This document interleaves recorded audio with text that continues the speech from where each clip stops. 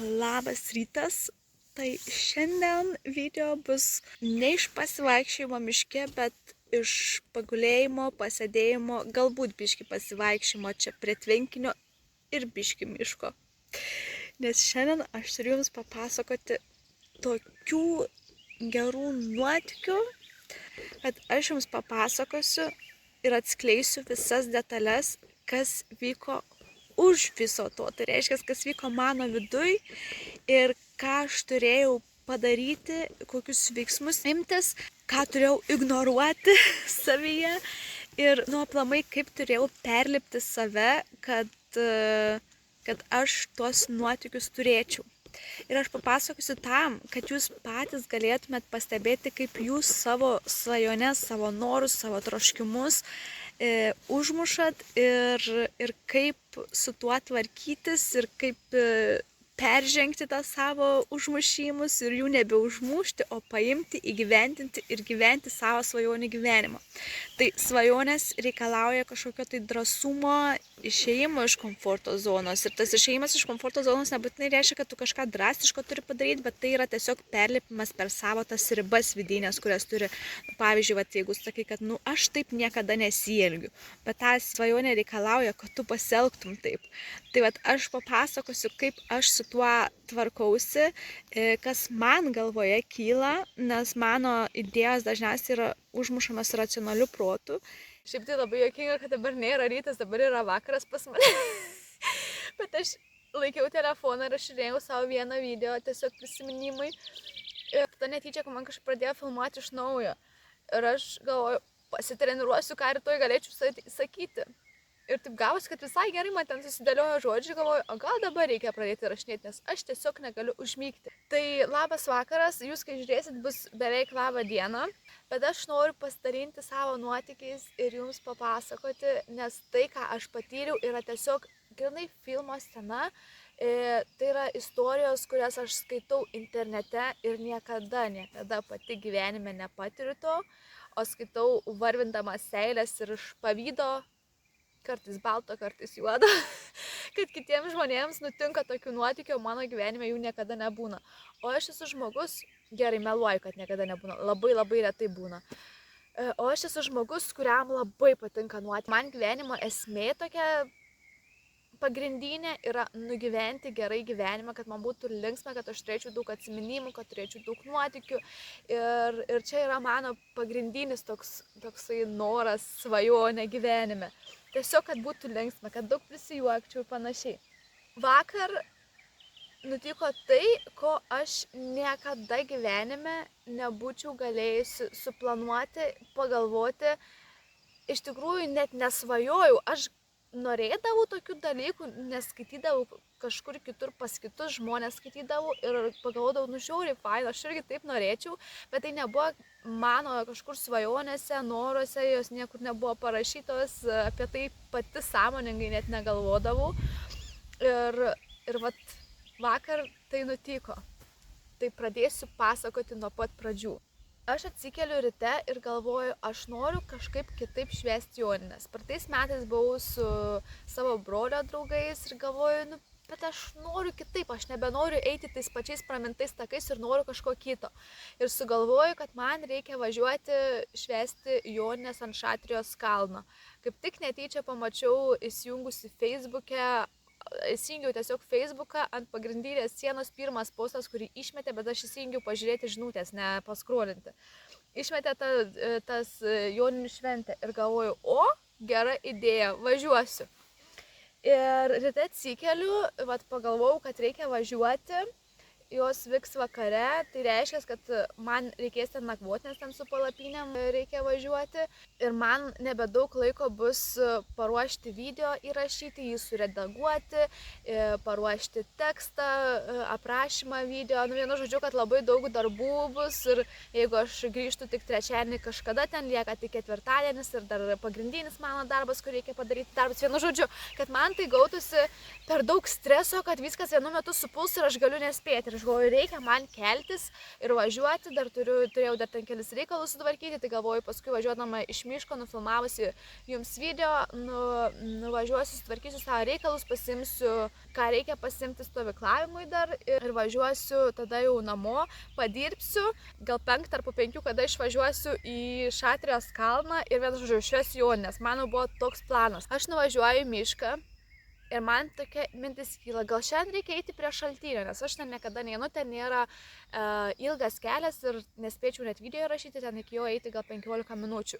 Ir aišku, aš su savo racionaliu protu užmušiau tą idėją ir aš galvoju, gal tada eisiu aš vis dėlto savo keliu, nes ten ilgas kelias, aš galėsiu kalbėti, vienu žodžiu, viskuom patogiau yra. Bet tada sustabdau, galvoju, o kodėl aš dabar noriu eiti vėl to pačiu keliu? Aš niekada neinu ten filmuoti video, tai reiškia, reikia imti ir pasinaudoti šitą savo idėją. Nieko aš ten beveik nenufilmavau, man ten nuotaikos nebuvo labai geros ir kažkaip žodžiai nelabai ryšosi.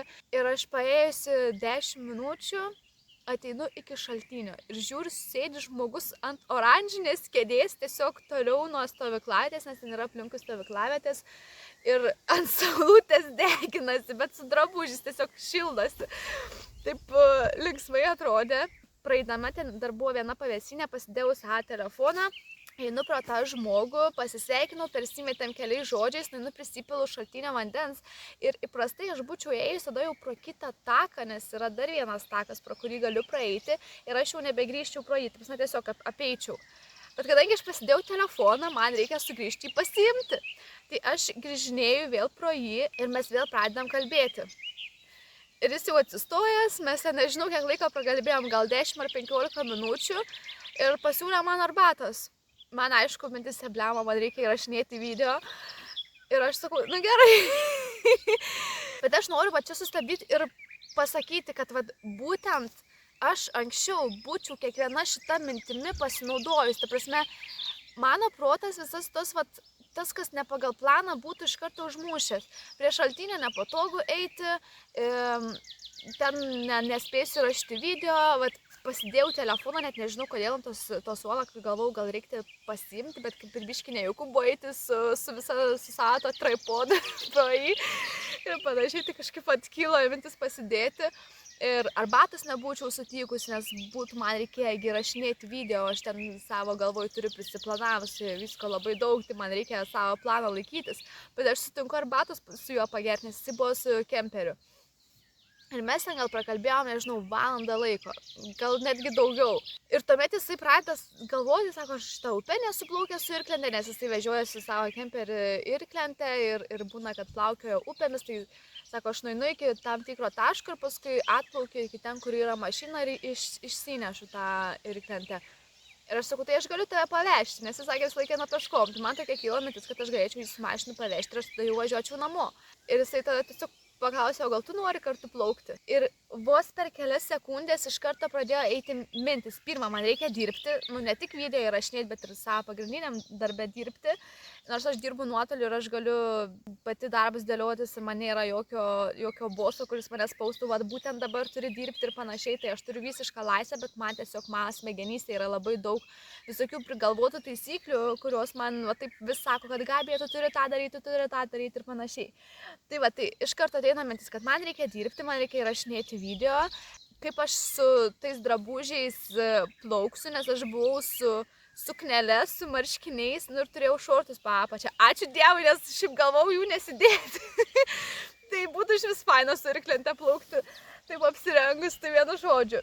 Ir trečias dalykas, tai pradėjo man eiti klausimai, kurie visą laiką iš nežinomybės kyla. Tai kaip čia dabar, ar čia tos ant irklentės plauksim kartu, ar tilpsim ant jos, ar čia, kaip čia viskas atrodys ir panašiai. Tiesiog tai yra nežinomybė, nes aš niekada nesu plaukus su irklente, net nesu jos mačiusi gyvai, net nežinau kokio dydžio. Aš pagaunu iš karto savo mintis, kad man ką tik pasiūlė žmogus turėti fainą nuotykį, tiesiog plaukti kartu upę su irklent. Ir aš pradedu užmušinėti, nes prisigalvoju, kiek man daug visko reikia daryti.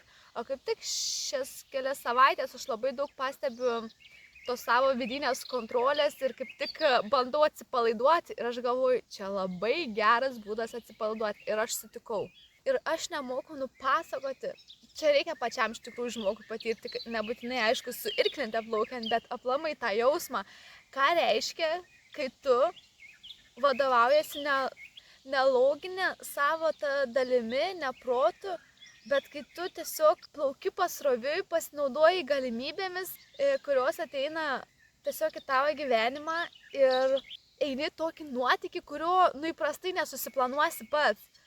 Tai aš ant tiek atsipalaidavau, mes plaukiam gal, nežinau, 2-3 valandas, gal daugiau, aš vis nudegiau savo kojas, nes saulė švietė, bet ant tiek buvo relaksas, aš net nemoku nupasakoti. Aš to žmogaus nepažįstu, bet to pamiršau pasakyti, kad jis yra naumedas. Tai naumedas, kas nežinot, yra žmogus, kuris realiai neturi pastovios gyvenamos vietos ir keliauja po pasaulį, vat, kur nori, kurioje šalyje nori gyventi, ten ir gyvena. Lietuviškai gal pavadinčiau bastūnas. ir mane labai visada naumedai žavėdavo. Man tiesiog įdomus jų gyvenimo būdas ir ta, nežinau, gal ta laisvė tokia. Ir jisai toks atsipalaidavęs žmogus, tai prasme, aš pirmą kartą sutikau tokį žmogų, kuris būtų ant tiek atsipalaidavęs ir nesijaudintų ir, vienu žodžiu, tokia mano priešingybė, bet galima sakyti, kad jis kaip ir yra mano kažkurios dalies atspindys. Tai aš tikrai jaučiu, kad turiu savo viduje tą naumadės pusę. Tai nėra, kad aš noriu taip gyventi, bet tiesiog yra dalis manęs, kaip matot, aš dabar esu su palapinė. kuri turi tą dalyką ir tą norą keliauti ir blakutinėti visur.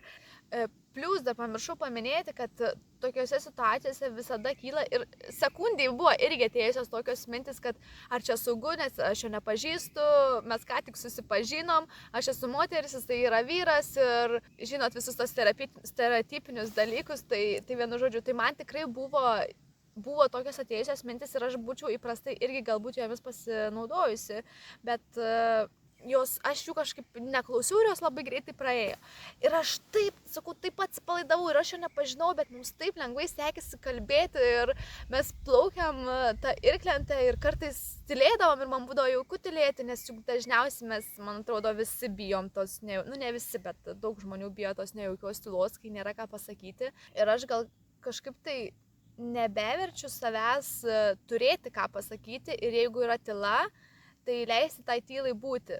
Aš tiesiog išmokau būti jaukiai su tyla ir su visais kitais savo jausmais, tai man tiesiog nebėra baisu. Tai tiesiog praleidau nuostabią dieną su nepažįstamu žmogum ir turėjau tokio nuostabumo nuotykį filmo sceną savo gyvenime, apie kurią tikrai nebūčiau pasvajojusi. Ir jos galėjo iš tikrųjų nebūti, jeigu aš net būčiau atsisakius savo idėjos eiti iki šaltinio, viskas. Mano galimybė būtų buvus prarasta.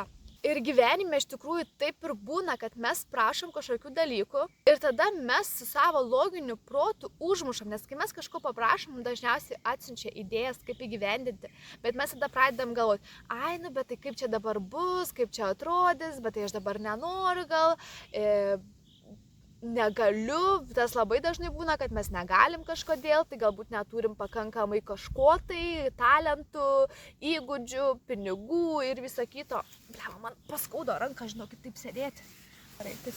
Tai mes prisigalvojam visą laiką visokių tai pasiteisinimų ir tada sakom, bet tai mano svajonės neįsigyvendina. Tai kodėl jos neįsigyvendina? Dėl to, kad tu pastoviai jas užmuši.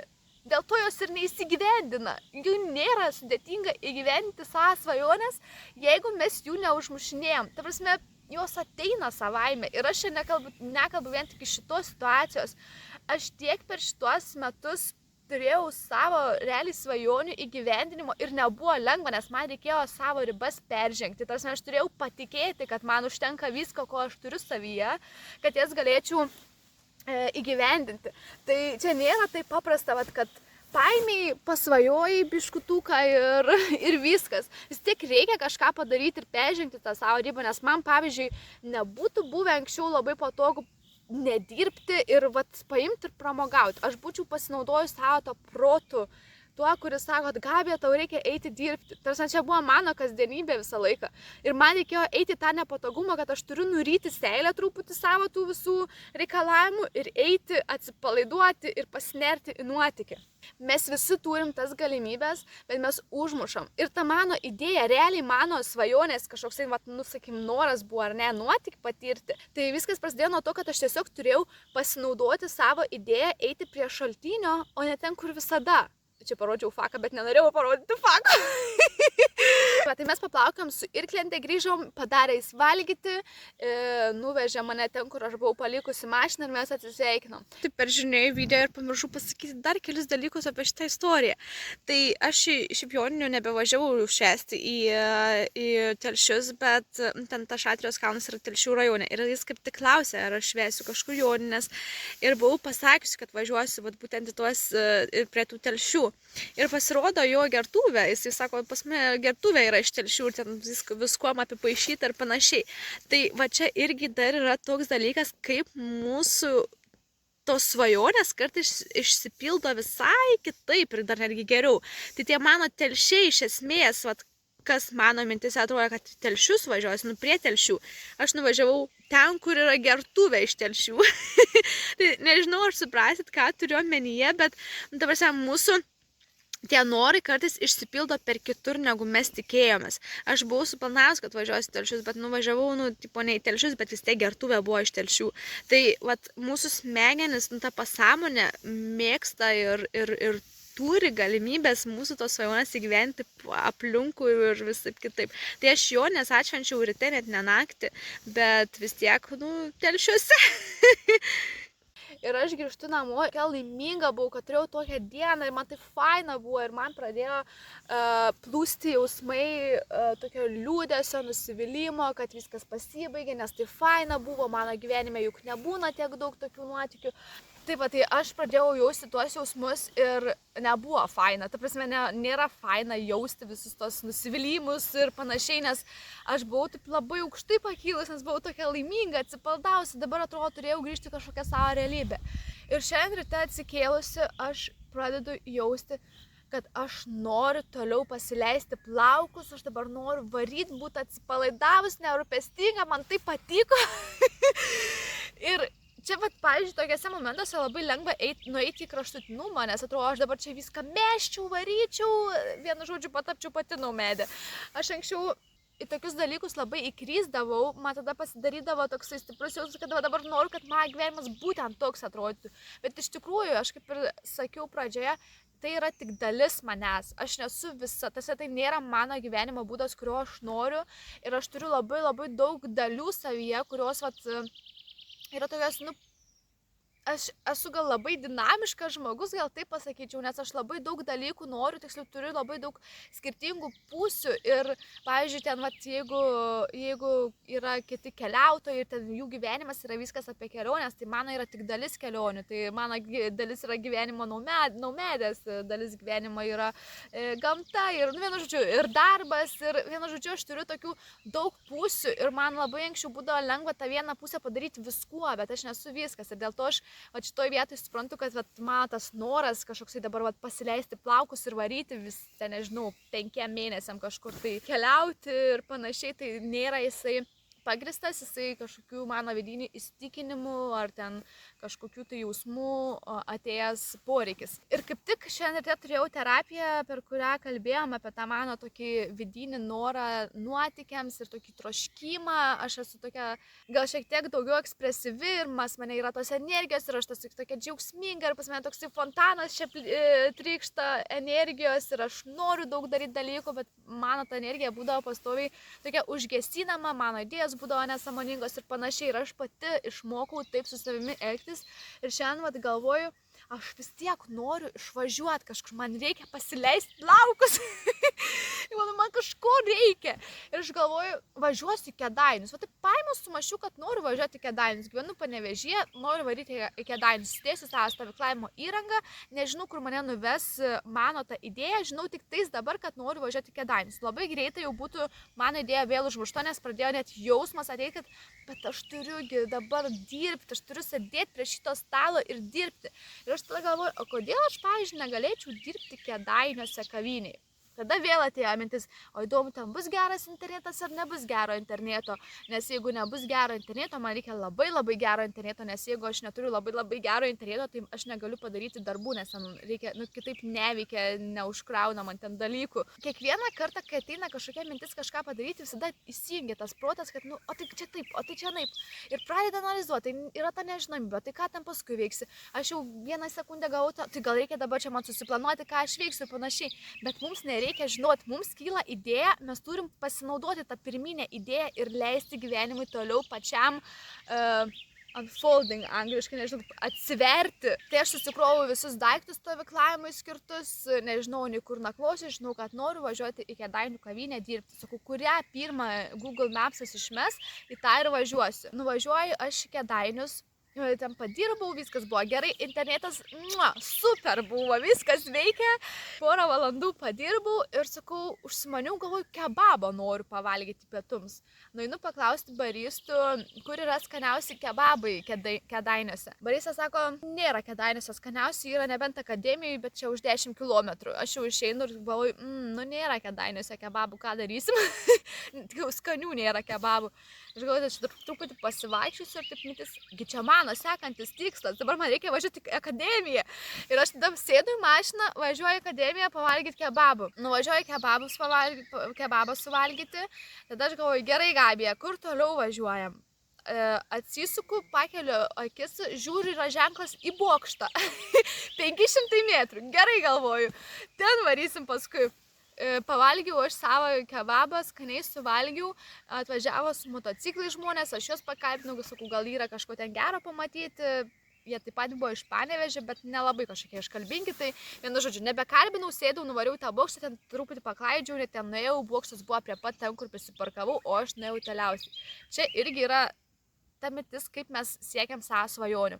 Kai mes norim kažko, mums yra prie pat, aš prisiparkavau, aš esu toj vietoj, kur prisiparkavau. Bokštas yra ten už, nežinau, 100 metrų į miškelį paeitis prie pat yra. Bokštas yra svajonė. Bet mes sugalvojam ten nueit, apeit kažkokiais takeliais, ten kažkur pasiklaidžioti, ten tobulų sąlygų paieškoti, ten, nežinau, visokių ten planų prisidaryti, kaip mes iki ten nueisim. Ir paskui galiausiai vis tiek randam tą bokštą prie pat savęs ir mes galim nukirst tą kelią. Tai vienu žodžiu, tas bokštas buvo, galvojau, gal ten įlipt bus galima jį, bet ten buvo tiesiog bokštas. Ir aš tada jau galvoju, man reikia važiuoti į Šeduvą, nes aš mačiau ženklą važiuodama Šeduvos ir man kažkodėl Šeduva su Šeduikytė labai asocijuojasi, tai aš galvoju, važiuosiu į Šeduvą. Nežinau, ką aš ten veiksiu, bet važiuosiu į Šeduvą. Kol buvau kavinėj, aš buvau įsijungusi Substack ir aš ten parašiau, anksčiau esu parašiusi vieną tokį postą, kurio iš tikrųjų nereikėjo rašyti, nes jis buvo visiškai ne į temą, bet aš gavau neigiamus komentarus ir aš jų labai labai bijojau. Ir čia yra dalykas, kurio aš iš tikrųjų laukiu. Man labai buvo įdomu sužinoti, kaip mano vidus reaguos, nes aš žinau, kad aš jų labai bijau ir aš dėl to nedarau dalykų ir kai kažkur sušvelninu, suploninu savo balsą tam, kad jų negauti, nes aš jų labai labai bijojau, nes man tai yra lygu atstūmimui. Ir aš važiuoju ir aš ten dar bandžiau užsihypint muziką, pasileidžiu ir aš jaučiu, kad kažkas ne taip. Aš jaučiu, kad aš leidžiu tą muziką, bet kažkas man ne taip yra. Aš jau pradėjau važiuoti į Šeduvą, pamačiau kažkokį užrašą, nusukau. Ten kaimas kažkoks, nežinau. Pavažiavau biškį, pamačiau kažkokisai sumindytas akmuo, ar kas ten toksai buvo. Sakau, pavažiuosiu ten per žvyrkelį, kilometras, tik tai galvoju, nesvarbu. Sustoju aš ten prie to akmens, prie jo net prieiti negaliu, nes ten jisai vidury laukų ir apsėtas tas laukas. Sėdos vėl žiūrėti, kur ten važiuoti. Pradėjau kažkokį ten, nežinau, sodybą, muziejų radau, nesuprasi ten kur. Pradėjau ieškoti kažkokias nesąmonės, aš ten žiūriu, sakau, blemba, čia gal ten važiuoti. Ir man taip dinkt metis, galvoju, blemba, Gabija, tavo buvo tikslas Šeduva, kodėl tu paėmei? Ta nuotaika jau irgi buvo biški tokia parūgusi. Kodėl tu dabar paėmei ir pakeitei tikslą? Dėl to, nes užmatei ir kažkur ten pradėjai važinėti. Ir kaip mes irgi iš to vietoj darom su svajonė, mes turim tikslą Šeduva. Ten yra mūsų svajonė, mūsų noras ir mes galim varyti tiesiai. Bet atsiranda žmonių, Ar tai mūsų, nežinau, kažkokie vidiniai įsitikinimai, ar dar kas nors, nu, vis tiek viskas yra apie mūsų vidų, tai kažkas iš mūsų vidaus kažkur pasakė ir mes dėl kitų nuomonės, kad ir artimųjų, pradedam keisti savo kryptį. Pamatom, va, turėtume važiuoti tiesiai ir nuvažiuoti, pamatėm, va, čia kažkas mums patiko, nes gal gerai skamba, gal ir nepatinka ten kažkas, bet tai va, gerai skamba, aš pasimsiu tą svajonę norą, mes nusukam. Ir pradėm važinėti pro tos visokius laukus, po tos žvyrkelius ir viskas. Ir kas tada? Ir paskui aš galvoju, viskas važiuoja atgal, dar turėjau žvyrkelį pavažiuoti, tai aplinkui apvažiavau aš tą kelią savo, kur turėjau tiesiai pravažiuoti ir galvoju, nu grinai va, grinai. Turi svajonę, varai tiesiai, kažkas parašė man blogą komentarą, aš pradėjau kažkur aplinkui važinėti. Ir man ta situacija grinai parodė, galvoju, viskas Gabija, tu turi savo tikslą, tas postas nebuvo geras, ta prasme, jisai buvo ne į temą, aš pati biškį nuklydau, čia buvo mano kaltė.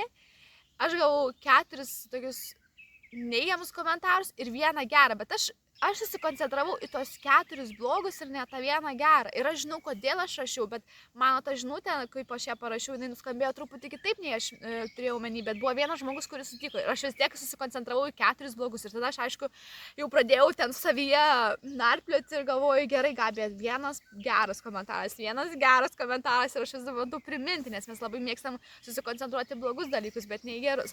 Tai va, ir aš tada jau važiuoju į tą Šeduvą, man ten ta nuotaika jau nebebuvo labai gera. O iš Šeduvoje nuvažiavusi, aš važiuosiu parduotuvę, nes man reikia nusipirkti maisto, vandens ir irgi jokių daugiau neturėjau jokių tikslų.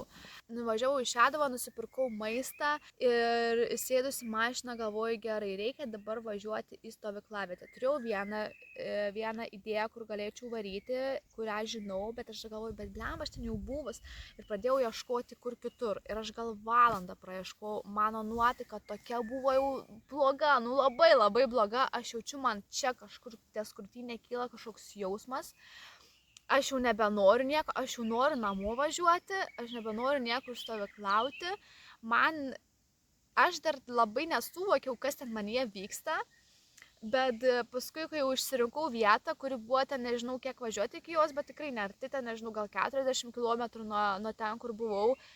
Ir aš galvoju, ne, man kažkas netinka, ne, nu kažkaip tai ne, sustojau, aš ten dar prasiknisau, praieškau, nežinau kiek ten laiko, gal dar 20 minučių kitos vietos.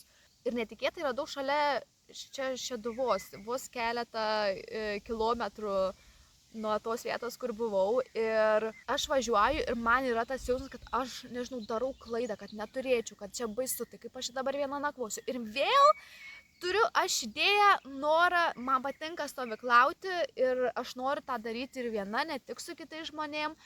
Ir aš vėl turiu pilną privarytų baimių, kad čia išprievartaus, ten nesaugu, baisu, ten, nu vienu žodžiu, visokių vairiausių baimių.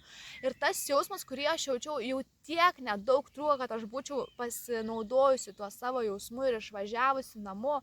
Nu, va, per milimetrą buvau nuo to, aš atvažiavau čia ir man, biškai čia, nežinau, nejauku, bet nejauku dėl to, kad, nu, viduj tas jausmas yra, kad nu, aš čia kažkaip blogai darau, kad, nu, man tos baimės įsijungia, nežinau, bet tai net nebuvo baimė konkrečiai, bet viskas vienu metu, nežinau. Ir aš tada jau pasistatau palapinę ir aš jaučiu, kaip aš nurimau. Tokia rami palikau, man dingo tas jausmas ir galvoju, gal čia visai gerai, kad atvažiavau. Ir kodėl aš šitą dabar pasakoju, nes tai yra dar vienas įrodymas, kad mūsų jausmai, jeigu mes nepastebim savo jausmų, mes jais vadovaujamės. Ir pamiršau papasakoti dar vieną istoriją, kodėl aš šitą kepurę esu pasidėjusi. Tai aš ją netikėtai nusipirkau ten armijos šope su broliu, jis man pasiūlė nusipirkti. Ir aš sugalvojau, čia gal praeitą savaitgalį, kad čia bus mano nuotykių tokia atsipalaidavimo kepurė. Aš jeigu ją užsidedu, čia reiškia atsipalaiduoju, viskas. Reiškia, kažkokie nuotykiai bus ir šiandien išvažiuotam iš namų galvoju, pasimsiu savo šitą kepurę. Mes, kai susiduriam su savo ribotais įsitikinimais, mums tada kyla kažkokie jausmai. Nu, tie riboti įsitikinimai, tai vat, gali būti ir baimės kažkokios, nu, bet kokie, vienu žodžiu, jausmai, kurie kyla viduj. Ir aš galiu garantuoti, aš tikrai nebuvau tokia išskirtinė ir vienintelė, kad visą laiką aš vadovaudavausi savo jausmais. Jeigu aš kažką noriu daryti ir manyje kyla jausmas, nu pavyzdžiui, kažko nenoriu daryti, jaučiu, kad čia mano riba, man per sunku, man gėda ir aš visą laiką, tais jausmais vadovaujuosi. Jeigu čia kažkas kyla, reiškia, aš turiu, viskas, atsitraukti.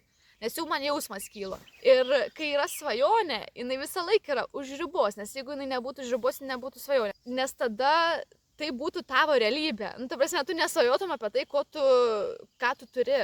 Tu svajoji tik apie tai, ko tu neturi. Ir ta svajonė visą laiką turi kažkokią ribą. Tu turi kažkokią ribą peržengti, kad tu tą svajonę pasiektum. Ir ta riba, būtent, kai tu priartėjai prie tos ribos, tau viduje kyla kažkokie jausmai. Ir visada, kai tu jau po truputį pradedi peržengti tą ribą, tu nori grįžti atgal. Nes tai yra nesaugu. Nes tu nežinai, kas bus, kai tu peržengsi ribą. Tu išeini iš savo to užburto rato, iš to burbulo. Ir ten jau yra labai daug nežinomybės. Kaip pavyzdžiui, aš išvažiavau to šaltinio, ar ne? Taip pasme, aš negalvau, kad aš turėsiu tokią dieną. Tai buvo už mano ribų, nes ten nebuvo to žinojimo. Ir šiandien irgi aš nesiplanavau nieko specialiai, nes aš esu ta, kuris viską susiplanuoja. Ir aš dabar specialiai nesiplanavau, aš galvoju, pažiūrėkim, ką gyvenimas man šiandien atneš.